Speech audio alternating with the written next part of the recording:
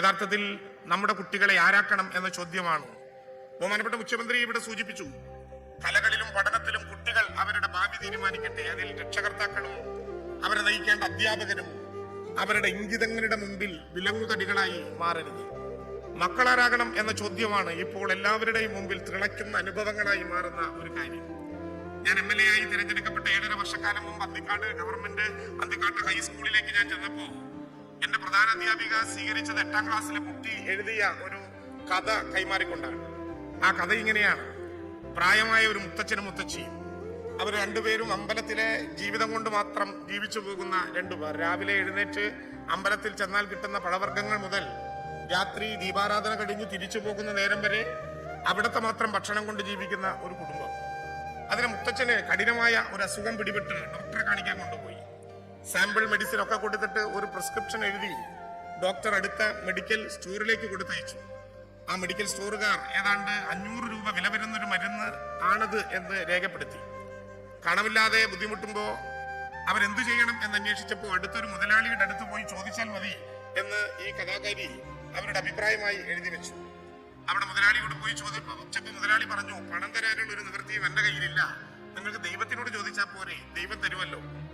ദൈവത്തിനോട് എങ്ങനെ ചോദിക്കും മുതലാളി എന്ന് ചോദിച്ചപ്പോ ദൈവത്തിനൊരു കത്തയച്ചാൽ മതി എന്ന് മുതലാളി പരിഹാസരൂപേണ പറഞ്ഞു. അവര് തിരിച്ചു വന്ന് ദൈവം ദേവലോകം സ്വർഗം പിയോ എന്ന വിലാസത്തിൽ ഒരു പോസ്റ്റ് കാർഡ് എഴുതി. അവർ പറഞ്ഞു, ദൈവമേ, വളരെ കഠിനമായിട്ടുള്ള ബുദ്ധിമുട്ടുകൾക്കിടയിലാണ് ഞങ്ങൾ, ഭർത്താവിനെ ചികിത്സിക്കാൻ ഒരു 500 രൂപ അയച്ചു തരണം. പോസ്റ്റ് ഓഫീസിലെ ഒരു ED പോസ്റ്റ്മാനാണ് സീലടിക്കുന്നതിനുള്ളിൽ കണ്ണീരോടെ കിട്ടിയ ഈ പോസ്റ്റ് കാർഡ് വായിച്ചത്. അയാൾ അയൽവക്കക്കാരോടൊക്കെ ചോദിച്ച്, ഒപ്പം ജോലി ചെയ്യുന്നവരോടൊക്കെ ചോദിച്ച് മകൾക്ക് പട്ടുപാവാട വെക്കാൻ മേടിച്ച പണം കൂടി കൂട്ടിച്ചേർത്തപ്പോൾ ഒരു 420 രൂപയായി. സൈക്കിൾ ചവിട്ടി വൈകുന്നേരം വീട്ടിൽ ചെന്നിട്ട് ഈ അമ്മൂമ്മയ്ക്ക് അസ്വാഭാവികമായിട്ടൊന്നും തോന്നാതിരിക്കാൻ ഒരു മണി ഓർഡറിൽ ഒന്ന് ഒപ്പും ഇടിച്ച് മേടിച്ചൊരു 420 രൂപ അവരുടെ കയ്യിൽ കൊടുത്തപ്പോ ED പോസ്റ്റ്മാന്റെ കണ്ണ് നിറയുകയായിരുന്നു. വീട്ടിൽ സൈക്കിൾ ചവിട്ടി ചെന്ന് വീട്ടുകാരിയോടും മകനോടും പട്ടുപാവാട ഇത്തവണ ഇല്ല എന്ന് പറഞ്ഞപ്പോൾ അവർക്കും സന്തോഷം കൊണ്ട് കണ്ണ് നിറയുകയായിരുന്നു. ഒരു കുടുംബത്തെ സഹായിച്ചല്ലോ. പിറ്റേ ദിവസം രാവിലെ സീലടിക്കുമ്പോൾ വീണ്ടും ഇതേ കത്ത്, ദൈവം ദേവലോകം സ്വർഗം പിയോ. അത്ഭുതത്തോടെ ഈ പോസ്റ്റ്മാൻ ആ കത്തെടുത്ത് വായിച്ചു. അതിൽ ഇതേ അമ്മ എഴുതിയിരിക്കുകയാണ്, ദൈവമേ, അങ്ങ് എന്തൊരു കാരുണ്യവാനാണ്. ഞങ്ങളൊരു 500 രൂപ ചോദിച്ചൊരു കത്തെഴുതി 36 മണിക്കൂർ കഴിയുന്നതിന് മുമ്പ് അങ്ങ് ആ പണം കൊടുത്തയച്ചല്ലോ. ഒരു അഭ്യർത്ഥന കൂടി ബാക്കിയുണ്ട്. ഞങ്ങളുടെ നാട്ടിലെ ED പോസ്റ്റ്മാൻ ഉണ്ണികൃഷ്ണൻ ഒരു മഹാകള്ളനാണ്. അങ്ങ് കൊടുത്തയച്ച പൈസയിൽ 80 രൂപ എടുത്ത് ബാക്കി 420 രൂപയെ അയാൾ തന്നുള്ളൂ. അയാളുടെ തലയിൽ ഇടുക്കി വീഴണേ എന്നാണ് ഈ അമ്മൂമ്മ എഴുതി കൊടുത്ത കത്തിന്റെ സാരം. മനുഷ്യനെ വിശ്വസിക്കാത്ത ഒരു കാലത്തിലേക്ക് നാം കടന്നു പോവുകയാണ്.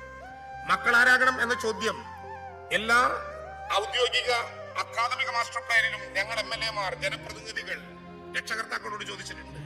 അവരുടെ എല്ലാം മറുപടി IAS ആകണം, IPS ആകണം, IFS ആകണം, ഡോക്ടർ ആകണം, എഞ്ചിനീയർ ആകണം, ശാസ്ത്രജ്ഞനാകണം, അധ്യാപകനാകണം, ഇങ്ങനെ തുടരുകയാണ്. അവർക്ക് ഏതു പഠന മേഖലയിലും പോകാൻ വിശാലമായ കേരളത്തിന്റെ പഠന മേഖല എല്ലാ സൗകര്യങ്ങളോടും കൂടി തുറന്നിട്ടിട്ടുണ്ട്. അവർ ആ പദത്തിലേക്ക് പോകട്ടെ.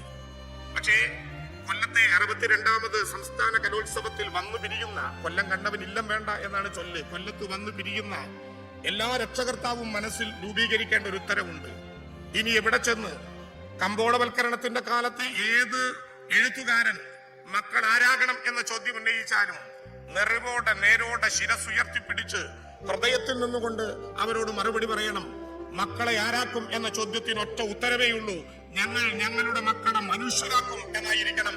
അതിനു പറയേണ്ട ഉത്തരവാദിത്വവും മറുപടിയും എന്ന് തിരിച്ചറിയാൻ കഴിയുന്ന ഒരു കലോത്സവമായി ഇത് മാറട്ടെ.